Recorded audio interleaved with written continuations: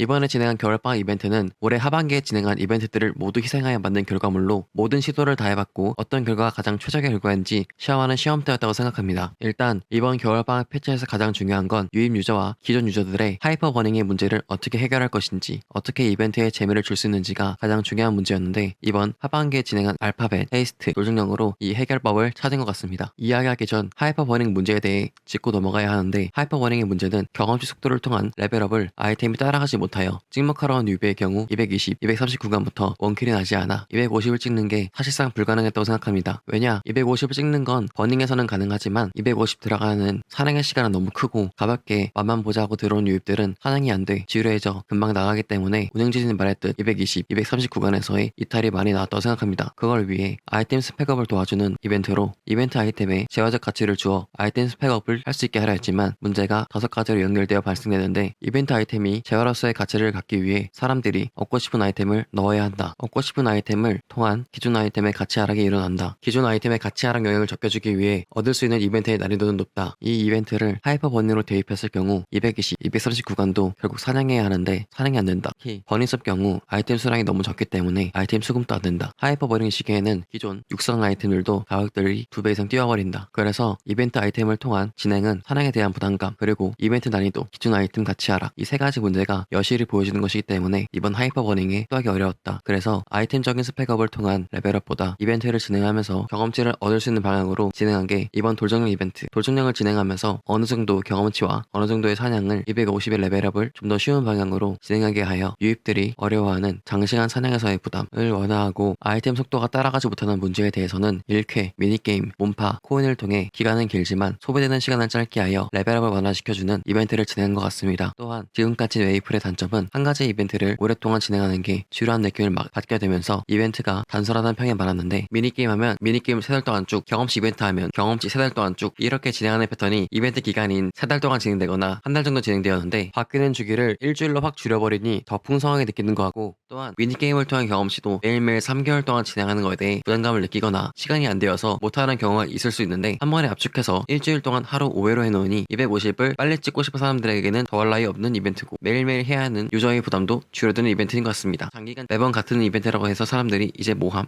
이게 많았었는데, 매 주차마다 바뀌고 매번 새로운 업데이트를 진행하다 보니 다음에 나올 이벤트에 대한 기대감도 생기고 편의성도 챙겨주는 이벤트인 것 같습니다. 진짜 이번 이벤트 계획은 보면 볼수록 정말 잘 짠 것 같고, 디테일로 들어가면 들어갈수록 대단한 것 같습니다. 진짜로. 끝.